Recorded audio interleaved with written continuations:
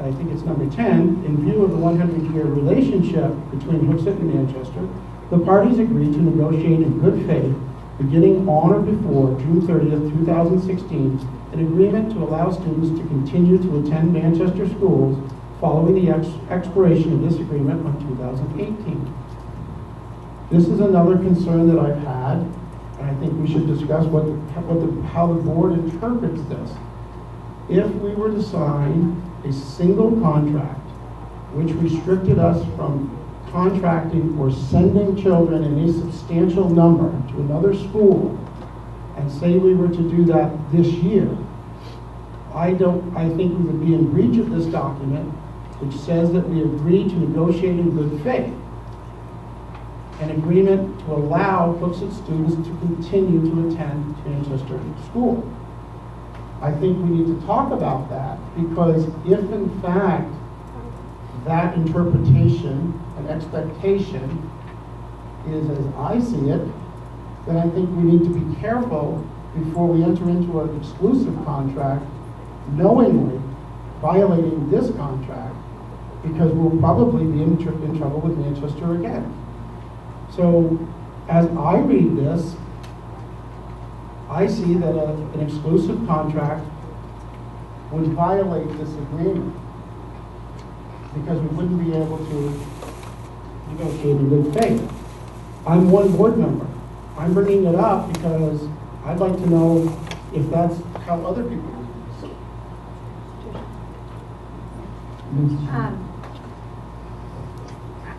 Going into this, and even in discussions, and the question when Gordon was here, and we asked these questions, and to what I came away from that is that was left open so that the years that we don't, when our students that go in the following year as freshmen, they're going to finish in the 2018-19 year. Well, there's going to be a lapse there. That is so that we can negotiate for them to stay. I remember having, because I wanted to be clear on what that was leaving us open for. And I remember also asking to be sure that we can go ahead and go into negotiations with other schools. And as far as I remember, Gordon reassured me that that's both the case on both those issues. So I do believe that we can enter into negotiations with another school.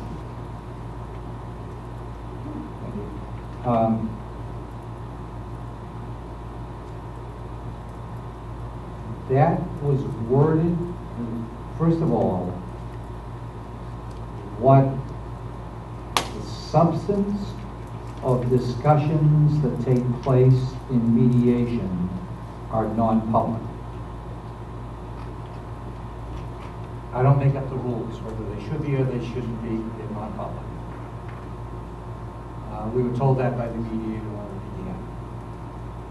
That is worded that way because of a counter-proposal that we received during mediation. I'd be glad to share that counter-proposal with you, but it would have to be in non-public session because I can't divulge the substance of mediation publicly. But I would be glad to tell you why that's there, and I think that you would be reassured that it's not going to violate the contract. I would state for the record right now, I was in the same mediation, and I'm obliged by the same rules that Dr. Littlefield is. What was revealed to me in mediation, I cannot divulge publicly. But I was speaking of when Gordon was here in Absolutely. public, and from my understanding of questions that were asked of him and the bullet points that he was discussing line by line. Madam Chair, it's already been publicly stated. I'm not going to quote the mayor. That's not what he understands it to be. We have already seen in the current legal battle that we just got out of that the language of the contract has to be interpreted, and that's what people are going to go on. Why wouldn't this say an agreement to allow currently attending students to continue? That, I think, is the problem with this, because it says an agreement to allow Hooksett students to continue to attend, and they reference the 100-year relationship. So when I read the word continue to attend after reading 100 years, to me, this says that we are going to negotiate with them something to allow students in the future to continue to attend. And I think that this is the language that should have been hammered out. And I think that we need to talk to Manchester. We need to understand that they are saying that it is the way that you believe it to be, because otherwise we cannot negotiate in good faith with them. And I'll say from what I heard today, Mayor Gatsis does not think it's the way you just described it. Yes, Mr. Dunlop. Okay. So Madam Chair, even though, Tricia, even though we've actually already went through these items with Gordon, I would, if it's okay, and again, I know the public, we kind of delay their night by going into a non-public session, but again, Dr. Littlefield offered it up. If we go in non-public session for 10 and 15 minutes and you can speak to us about what happened in the mediation and clear this up and get back to going where we need to go tonight. If it's the will of the board. So I'd like to make a motion that we go into non-public session for 10 or 15 minutes or however long it takes to allow Dr. Littlefield to speak to us about stuff that's supposed to be non-public. Speak to the motion. We went through this with the current contract. What Dr. Littlefield may tell us about why this was in here, I'm sure will be very informative. It does not change the wording that is in here. All I'm asking is the majority of this board confident with this language that you can move ahead? I am not. I'm just thinking that this board needs to address this now, and if they're confident, I am go on the confident. record and vote that you're confident with it, because I'm not. Yes, I Mr. am Lister. confident. Yes, Mr. Lister. I mean, I had similar concerns, I'll be honest, but I agree with Mr. Dembo that if we can, is it 10 minutes or less? Not even that. So if we could just go to non-public here, it may shed some light. But I also see Mr. Pearl's point, because we just got ourselves out of a legal mess that cost this community a lot of money. And we don't want to go into another one just because we're rushing to a single contract if we have an agreement with another team right now. So I'd like to go into non-public and hear what he has to say. If there's no more discussion on the motion to go into non-public, I will call it to a vote. All those in favor signify by saying aye. Aye. Aye. Oh, I'm sorry. To the whole board, but one of Phil's points. I believe that if we enter into an exclusive contract with another district that allows only a small number of students to be reassigned, that if we then go to Manchester and say that we are here to negotiate in good faith, and we have 10 students that we can negotiate for, I don't believe that that's going to be conceived as good faith, particularly since this contract, this agreement says in view of the 100-year relationship between Hooksett and Manchester.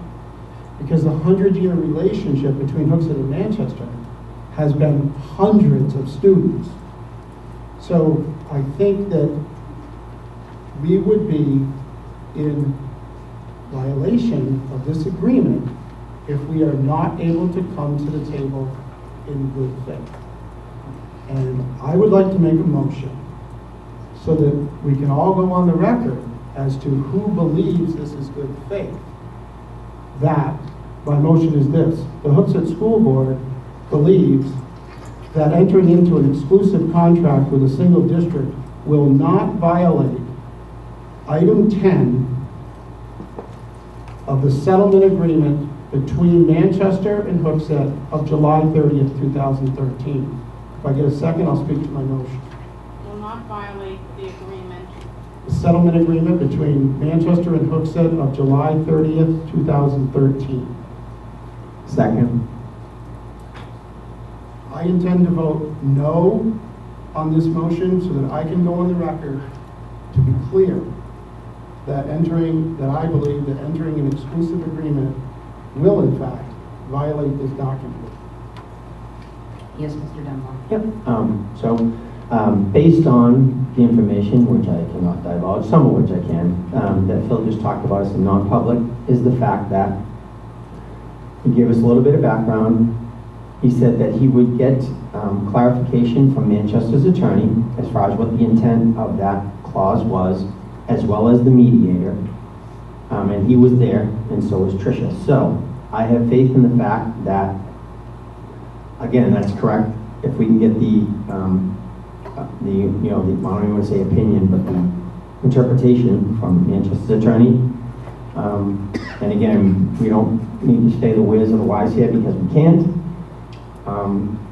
Also, to David's point, last night I said, and I will re-say now because we're in public, the fact that when we are talking about a single agreement with one school, again, we're talking about this hybrid arrangement, trying to come somewhere in the middle of where everybody is on the board. Phil talked about the fact that he was going to try to negotiate, I guess I want to say, a liberal policy as far as students getting out of that school so that we can accommodate the transition period we have with I'll use his terminology, youngsters in Manchester, youngsters in Pembroke, and at these different schools.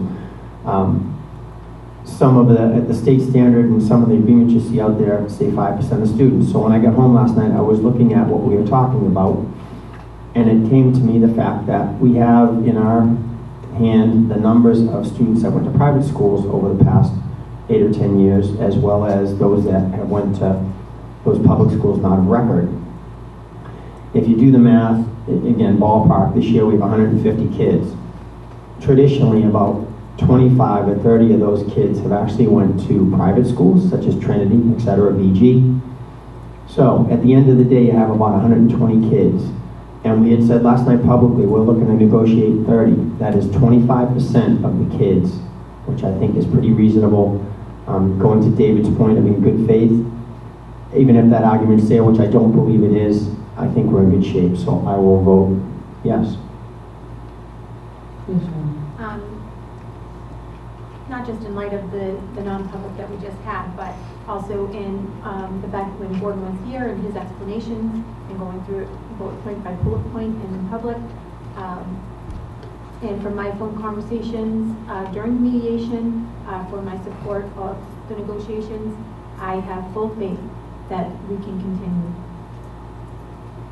Mr. Wilson. Yeah, I mean, I had this highlighted simply because the folks that are going to Manchester do have some concerns.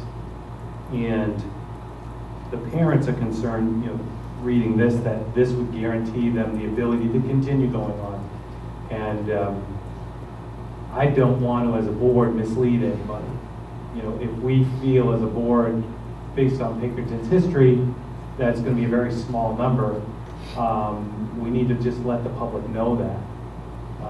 We don't want to surprise the public. We want to tell them up front what it is. Now, maybe some of that has to wait till negotiations. Maybe it's going to be a bigger number.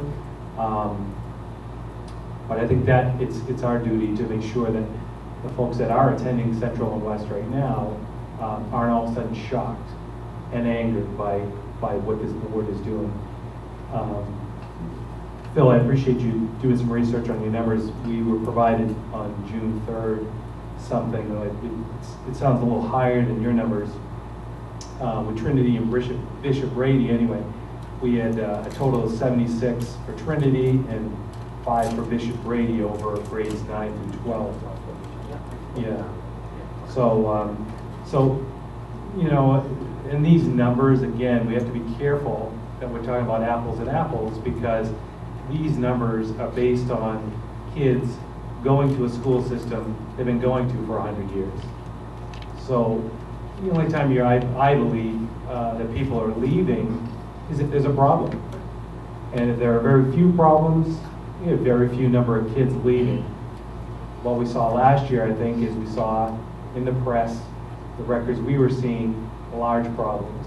And that's why we had large numbers leave from what we were normally seeing. The concern, I think, to Mr. Pearl's point, and what I'm hearing in the community as well, And I'm hearing both sides. I hear people that want to go to Pinkerton, they're so happy. But I hear a lot also that don't want to go. They're worried about the long distance. They're worried about the kids after school. What's that going to look like for them in their commuting? You know, so there's a lot of general concerns out in the community. So I hear both sides, and that's all I want to say. I just want to make sure, as much as we can, we don't surprise the public, you know, or we don't lead them along anyway. We be truthful with them up front with whatever we know. So, I mean, I appreciate Mr. Pearl looking at this contract. I think it would be a good idea if Dr. Littlefield could get some kind of confirmation legally for us so that we have some paperwork to back this up, the understanding of this contract from the board's perspective. Thank you. Mr. Denville? No, to John's point, I agree. Actually, today I was out in public. I was talking to somebody who has kids here whose grandparents were here last night. And again, I think part of we have to make sure going forward, especially as we get working with some of that, we communicate well and talk about all the truthful aspects of what we have going on. Because last night, and I know sometimes people have here and et cetera, but what I got from him was the fact that he thought his kids were going to get booted out of West at the end of next year, which obviously is not the case. But again, and I know there was, Dr. Littlefield said right out of the get-go, there's some misinformation about freshmen coming in.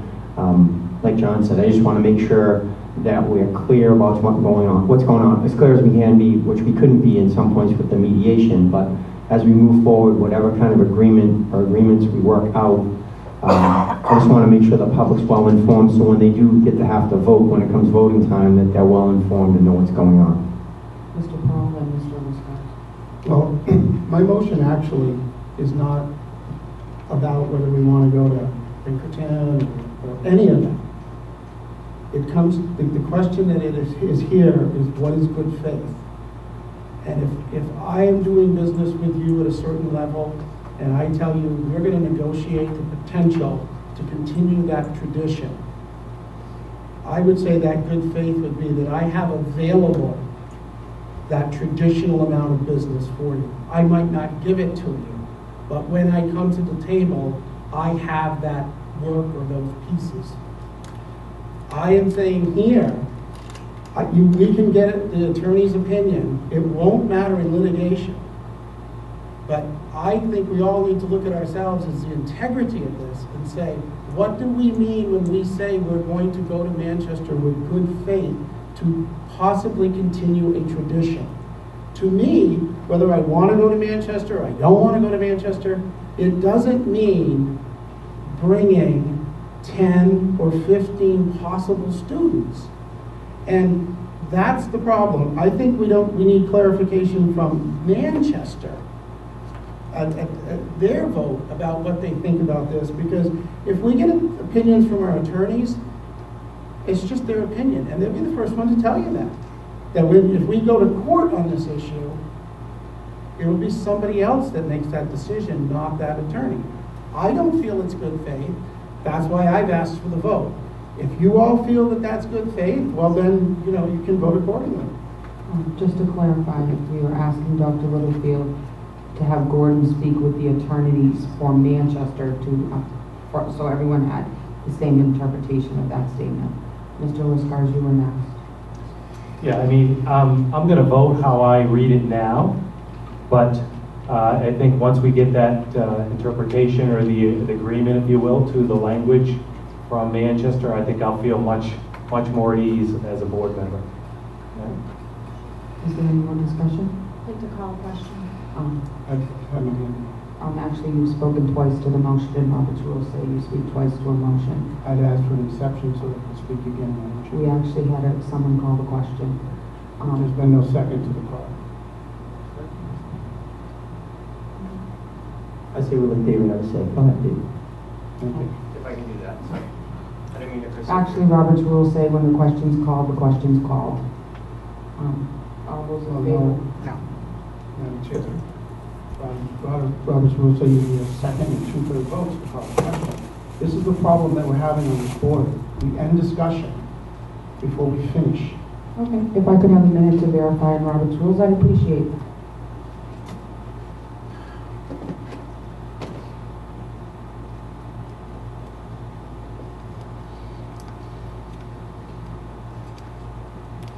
Would you like to use the sheet right here, Madam Chair?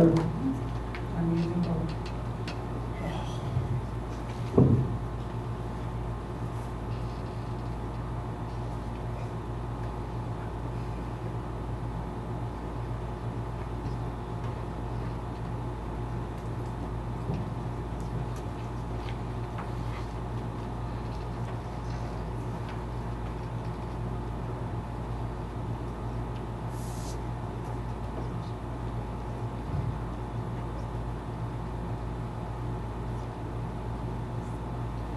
Mr. Curley, you can continue with us, there needs to be a second, and you jumped in on Mrs. Aston prior to a second. I just wanted to point out that I appreciate the opinions of the attorneys, whether it's the attorney from our side in Manchester, but I just caution that the opinions of the attorneys were being litigated in the action that we just settled. You know, we felt a certain way, and we filed a breach case, and they filed a certain way, and those opinions don't always come true, and they'll be the first ones to tell you that. All I'm asking here is that if this board doubts that that would be in good faith, or maybe anyway, we ask the Manchester board to vote. Because if they go on record they would say now that this is in good faith, when the time comes, we can go back to their minutes and quote them and say, shortly after the contract, when we asked you if this would be in good faith, you agreed. And if they disagree, we could talk about it now before we enter into an exclusive agreement, because then we have a problem with Pinkerton and Manchester. Once we enter the agreement, we're in. And I would rather that we clear this up now. And that's why I would ask for more than an attorney's interpretation, but the Manchester board, and not the mayor, because Dr. Littlefield said the mayor may not be there, but the vote of the board would hold. I'd like to call a question, please. I'll second that. Leanne, could you please restate the motion for me? Thank you.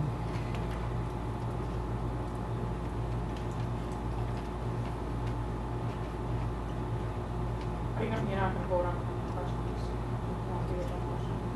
Yes, please. You have to vote to call the question. And all those in favor of calling the question, please signify by saying aye. Aye. Aye. No.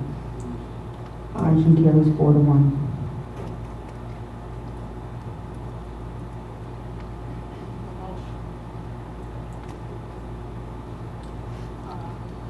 Motion of the Hooksett School Board, that entered into an exclusive contract with a single district will not violate the agreement between Manchester and Hooksett of July 30th, 2013. The school board. I think I only have the word settlement agreement. Yeah, the Hooksett School Board that entered into an exclusive contract with a single district will not violate the agreement. What'd you say? The settlement agreement. The settlement agreement. And I think that there should be the, if should be Between the first Manchester and word. Hooksett of July 30th, 2013. And I think the first word should be if the Manchester School Board enters into an exclusive agreement.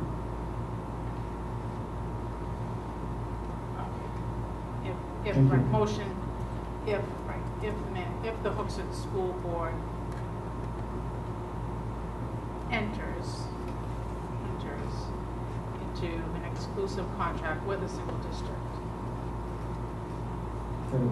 they will not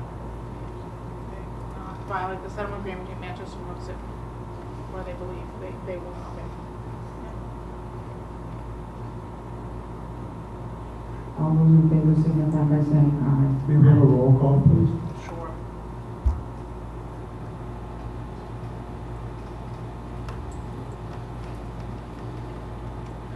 Cheryl Axton, Yes.